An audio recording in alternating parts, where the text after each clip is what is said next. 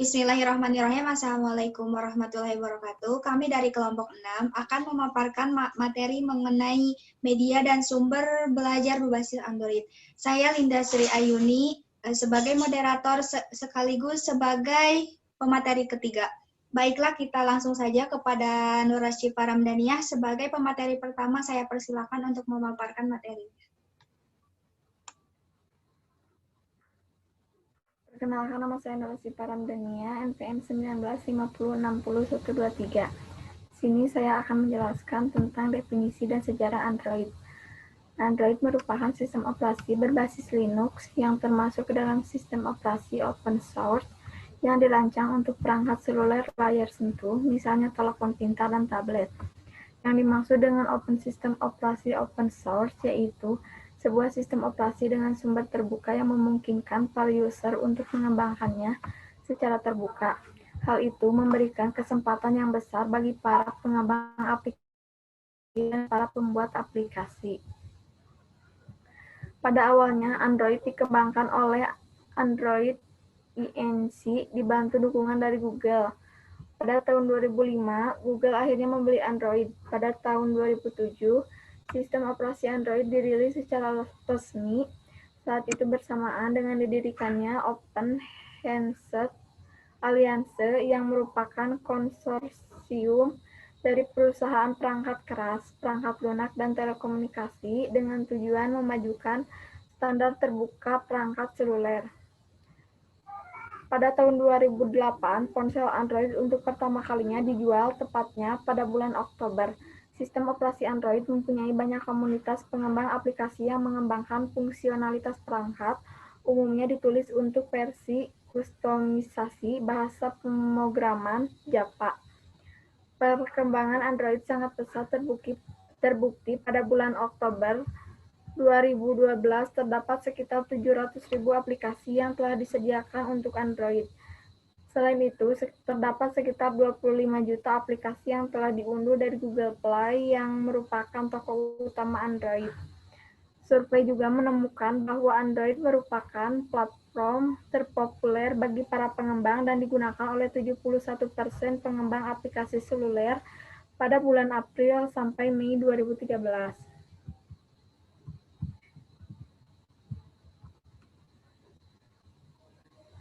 Android yang bersifat terbuka telah mendorong munculnya sejumlah besar komunitas pengembang aplikasi untuk menggunakan kode sumber terbuka sebagai dasar proyek pembuatan aplikasi dengan menambahkan fitur-fitur bagi pengguna tingkat lanjut atau pengoperasian Android pada perangkat yang secara resmi dirilis dengan menggunakan sistem operasi lain. Android dapat menguasai pangsa pasar global dipimpin oleh produk-produk dari Samsung dengan persentase 64% pada bulan Maret 2013. Pada bulan Juli 2013 terdapat 11.868 perangkat Android dengan beragam versi. Keberhasilan Android juga menjadikan Android sebagai target registrasi paten perang telepon pintar di antara perusahaan teknologi. Sampai bulan Mei 2013 ada 900 juta perangkat Android yang telah diaktifkan di seluruh dunia dan sekitar 48 miliar telah dipasang dari Google Play. Sekian materi yang dapat saya sampaikan. Mohon maaf apabila ada kata-kata yang kurang berkenan. Saya kembalikan kepada moderator. Baik, terima kasih kepada pemateri pertama yang telah memaparkan materinya. Selanjutnya kepada Dinda Harnisi sebagai pemateri kedua, saya persilakan untuk memaparkan materi.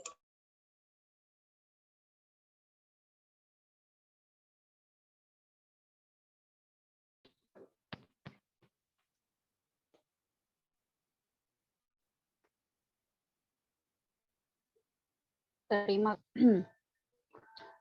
kasih kepada moderator yang sudah memberikan saya waktu untuk memaparkan materi yang akan saya paparkan yaitu pengertian media pembelajaran.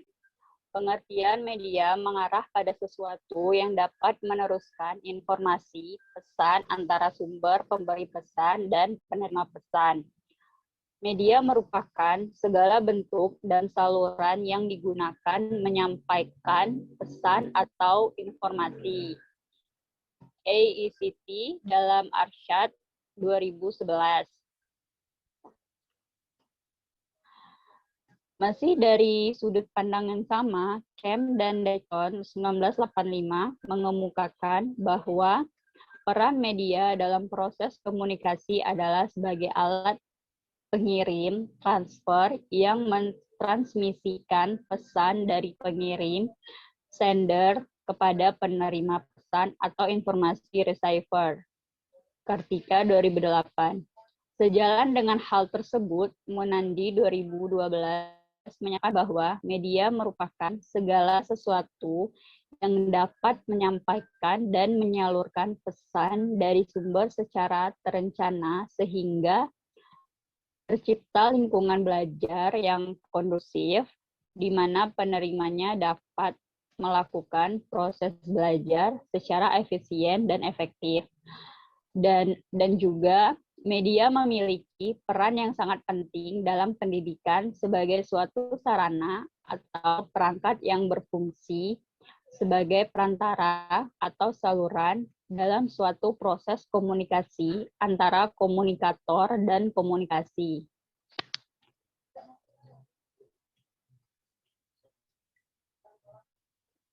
Media adalah alat bantu apa saja yang dapat dijadikan sebagai penyalur pesan guna mencapai tujuan pengajaran, di mana media dapat menampilkan informasi sehingga membantu guru dan menciptakan suasana belajar agar lebih menjadi hidup, tidak monoton, dan tidak membosankan.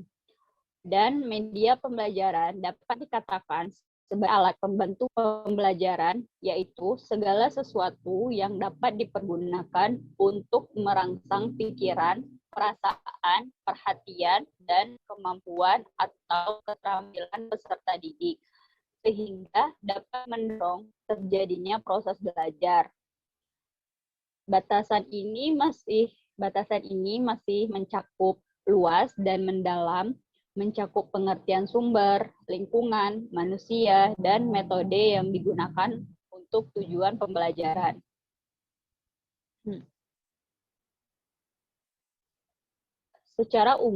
Dan di sini ada secara umum media pembelajaran memiliki peran sebagai berikut. 1.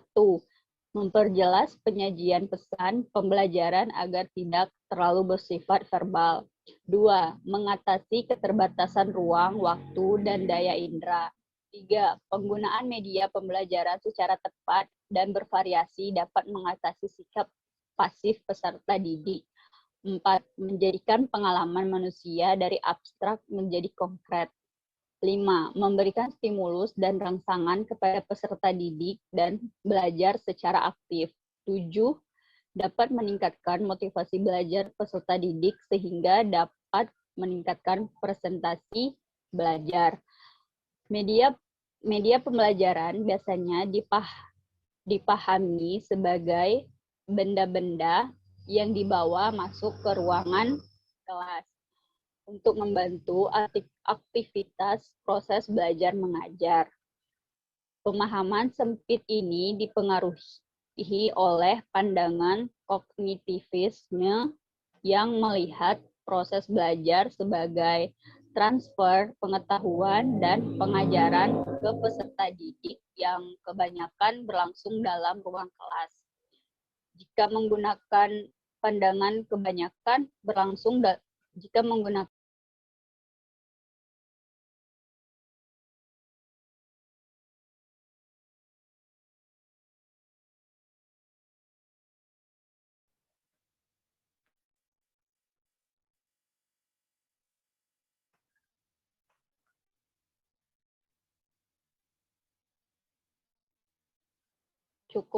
cukup sekian materi dari saya. Jika ada kata-kata yang salah, saya mohon maaf. Saya kembalikan kepada moderator.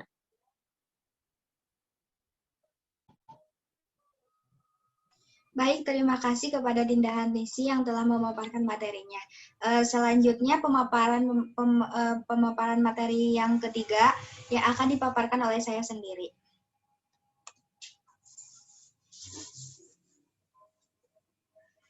Penggunaan Android untuk media pembelajaran. Smartphone atau Android menjadi alternatif belajar mengajar bagi para siswa dan guru dengan konsep yang modern dan sangat praktis. Maraknya sistem elektronik e-learning sangat memudahkan para siswa melakukan pembelajaran tanpa interaksi langsung.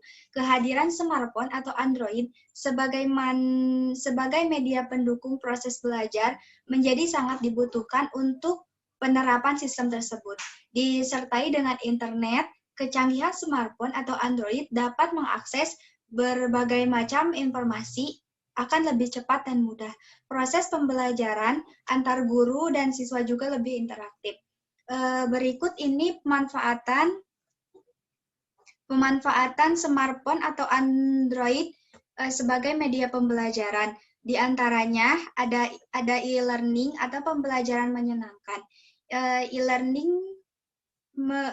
Pembelajaran menyenangkan tanpa kenal ruang dan waktu, para siswa dapat belajar meskipun berada di luar kelas. Dengan menjelajahi website e-learning, pembelajaran akan lebih menyenangkan karena disertai dengan video-video tentang pembelajaran materi.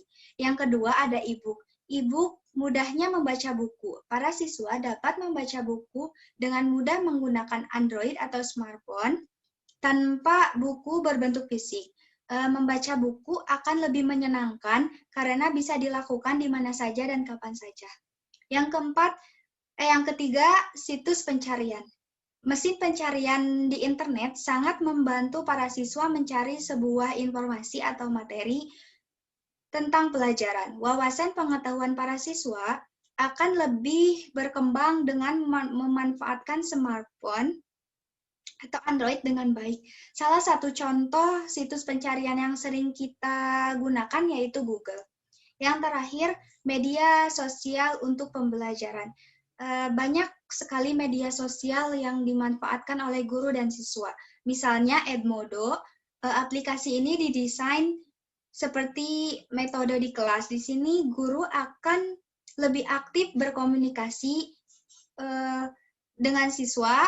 Dengan adanya smartphone atau Android ini, guru akan semakin berkembang dalam penyampaian pembelajaran.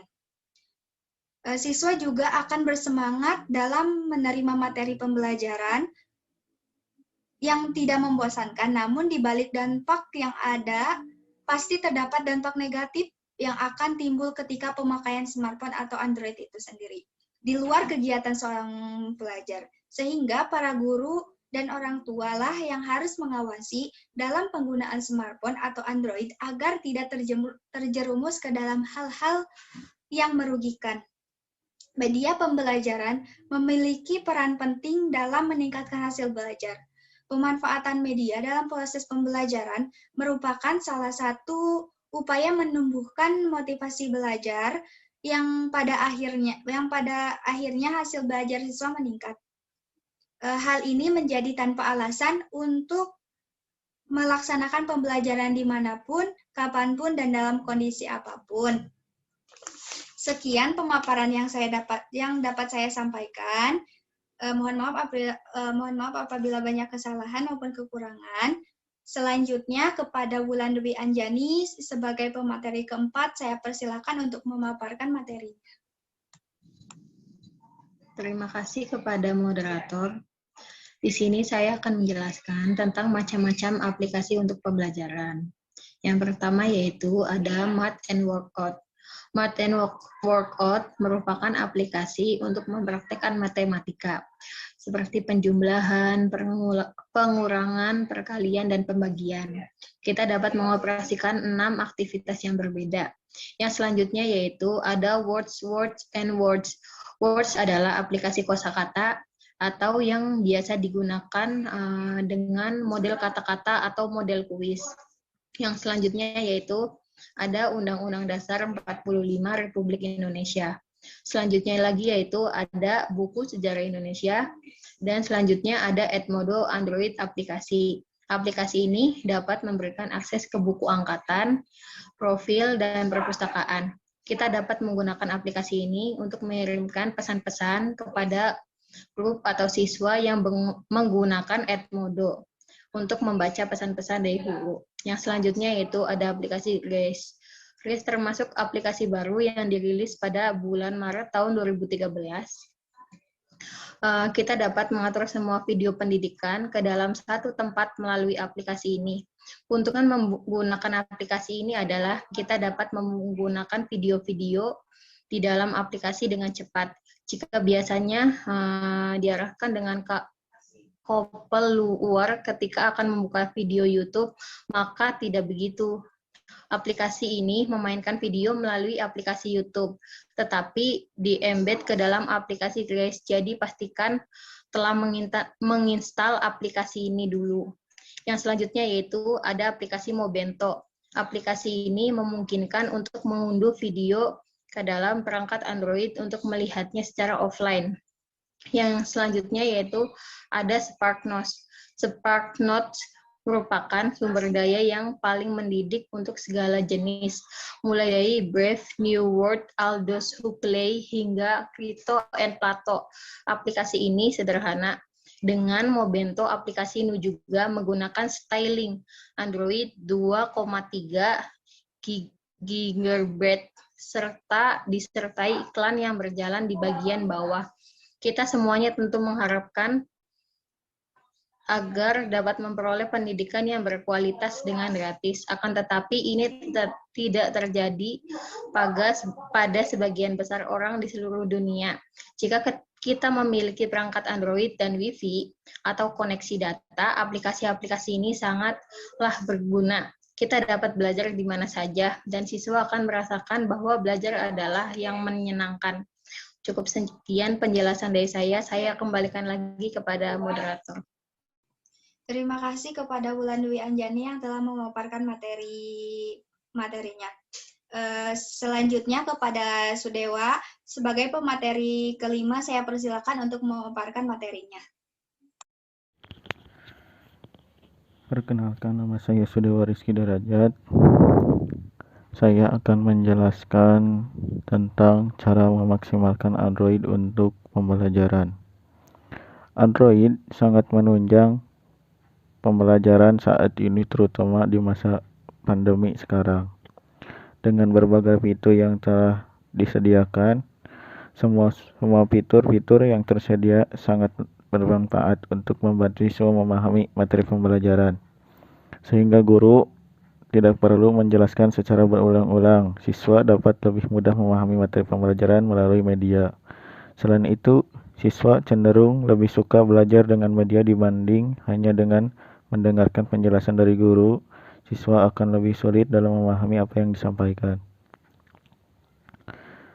Dalam hal ini, guru harus dapat memilih jenis media atau fitur-fitur yang akan digunakan dalam pembelajaran agar proses pembelajaran dapat maksimal. Untuk dapat maksimal dalam menggunakan Android sebagai media pembelajaran, sebagai guru harus mengetahui terlebih dahulu beberapa hal yang penting untuk diketahui. Yang pertama, aplikasi apa yang akan digunakan. Tanpa mengetahui aplikasi apa yang akan digunakan, guru tidak akan memaksimalkan dalam penggunaannya. Oleh karena itu, sebelumnya sebagai guru harus mengetahui aplikasi apa yang akan digunakan, apakah sesuai dengan materi yang akan disampaikan atau tidak, sehingga penggunaan aplikasi dapat maksimal. Yang kedua, kegunaan dari aplikasi yang digunakan. Sebagai guru, jelas harus mengetahui apa kegunaan aplikasi yang digunakan sehingga dapat menggunakannya dengan maksimal. Jika tidak mengetahui kegunaan dari aplikasi yang akan digunakan, sebagai guru hanya akan menemui kebingungan dan berakibat rancu dalam pembelajaran.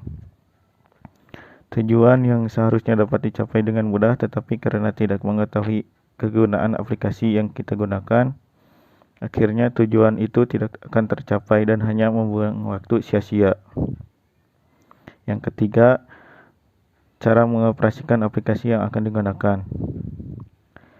Jika akan menggunakan suatu media, hal yang paling penting yaitu mengetahui bagaimana cara mengoperasikan media yang akan digunakan. Dapat kita bayangkan jika kita tidak mengetahui bagaimana cara mengoperasikan sebuah media yang akan digunakan dalam pembelajaran. Mungkin saja guru akan ditertawakan oleh muridnya. Sebuah materi pembelajaran yang seharusnya dapat lebih mudah dipahami jika disampaikan melalui media akan sangat sulit dipahami siswa jikalau sang guru itu tidak menguasai cara bagaimana menggunakan media atau aplikasi yang digunakan. Oleh karena itu, sebagai guru harus mengetahui cara menggunakan aplikasi yang akan digunakan sehingga penggunaan media dapat efisien dan efektif. Yang keempat, kelebihan dan kekurangan aplikasi yang digunakan. Kelebihan dan kekurangan aplikasi yang digunakan wajib diketahui bagi orang yang akan menggunakan aplikasi untuk pembelajaran, terutama sebagai guru, agar pembelajaran efektif dan dapat mengurangi dampak negatif yang ditimbulkan dari aplikasi yang digunakan. Yang kelima, mudah atau tidaknya aplikasi yang digunakan. Media pembelajaran yang baik yaitu media yang dapat dengan mudah dioperasikan sehingga guru tidak merasa kebingungan dan tidak membuang banyak waktu. Karena tidak dapat dipungkiri, banyak aplikasi atau media pembelajaran yang sulit dioperasikan, sehingga guru merasa sulit. Hal itu akan mengganggu pembelajaran, dan tujuan pembelajaran tidak dapat dicapai dengan mudah. Oleh karena itu, seorang guru harus mengetahui apakah aplikasi yang akan digunakan itu mudah dioperasikan atau tidak.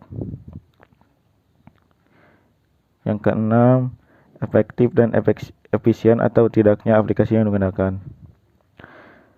Guru seharusnya dapat memilih media yang akan membuat pembelajaran efektif dan efisien. Sehingga pembelajaran efektif dan efisien, maka tujuan pembelajaran akan mudah tercapai dan siswa dapat lebih memahami materi yang disampaikan. Jadi, sebelum guru menggunakan aplikasi untuk pembelajaran, harus mengetahui terlebih dahulu apakah efektif dan efisien medianya atau aplikasi yang digunakan. Terus slide selanjutnya, cara mengatasi dampak negatif dari penggunaan Android sebagai media pembelajaran. Tidak dapat dipungkiri bahwa setiap media tidak ada yang sempurna. Walaupun kita sadar dengan adanya sebuah media pembelajaran dapat menunjang proses pembelajaran menjadi efektif dan efisien. Sebuah media pembelajaran pasti mendatangkan dua dampak, yaitu dampak positif dan dampak negatif. Dampak positif yaitu dengan adanya media pembelajaran, guru terbantu dalam pengajarannya karena melalui sebuah media pembelajaran siswa dapat lebih mudah memahami materi yang disampaikan, sehingga guru tidak perlu mengulang berkali-kali. Dampak negatifnya salah satunya yaitu guru atau pengajar menjadi kurang kreatif karena sudah disediakan media pembelajaran yang dapat membantu proses pembelajaran. Sebagai guru, yang harus diperhatikan saat ini adalah bagaimana cara mengatasi dampak negatif dari sebuah media pembelajaran yang digunakan agar tidak mengganggu atau menghambat proses pembelajaran. Yang akan dibahas di sini yaitu mengenai bagaimana cara mengatasi dampak negatif dari penggunaan Android sebagai media pembelajaran. Untuk mengatasi dampak tersebut, guru atau pengajar dapat mengawasi anak-anak dalam menggunakan aplikasi. Karena jika tidak diawasi, anak-anak dapat membuka aplikasi-aplikasi yang tidak baik dan dapat mengganggu pembelajaran. Selain itu, guru atau pengajar juga harus tetap mengkombinasikan cara mengajar, tidak selalu menggunakan media atau aplikasi, sehingga guru tetap kreatif dan siswa tidak mengalami ketergantungan terhadap Android. Terima kasih. Sekian dari penjelasan saya. Mohon maaf bila ada kesalahan. Saya kembalikan kepada Tora. Terima kasih kepada Sudewa yang telah memaparkan materinya. Sebelum kita akhiri diskusi ini, saya akan membacakan terlebih dahulu kesimpulannya.